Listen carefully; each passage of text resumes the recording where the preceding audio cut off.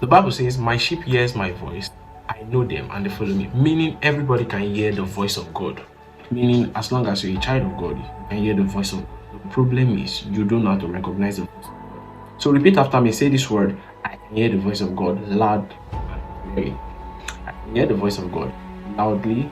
I can hear the voice of God audibly. I can hear the voice of God clearly. So you can hear the voice of God, but the problem is you don't know how to recognize the voice of God. You don't know when God is speaking to you. Now, how do God speak? Now, the Bible says in John chapter 10, verse 27, it said, my sheep hears my voice. As long as you are a follower of Christ, you already know the voice of God. As long as you are born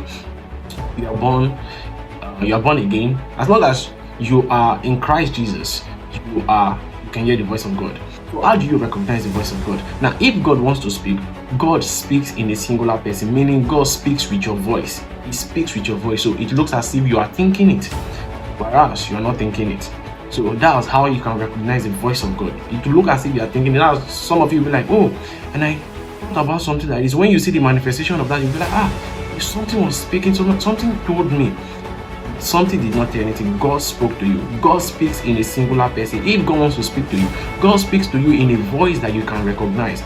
God will not speak to you in a voice that you cannot recognize. When God wanted to speak to Samuel for the first time, he spoke in the voice of Eli because he knows Samuel already recognized Eli's voice. So when he calls Samuel in the voice using Eli's voice, Samuel was like, Eli was calling me. Eli was able to debunk that it was God that was speaking. So, but majorly God speaks in a word singular person, meaning God will use your own voice. Look as if you are the one thinking it, or you are not the one thinking it. That is how you can recognize the voice of God. And if God wants to speak to you, God speaks to you in a singular person. And God can also speak to you in a voice that you can recognize. God can use your mother's voice, your sister's voice, a voice that you can recognize. But understand, the first principle that God will use to speak to you is your voice. Your own voice. It looks as if you are thinking it, but you're not thinking it. As long as you're a sheep, you're not a chicken. You're not a chicken. You can hear the voice of God. Everybody hears the voice of God. Everybody hears the voice of God. But the problem is you don't know how to recognize that this is God speaking.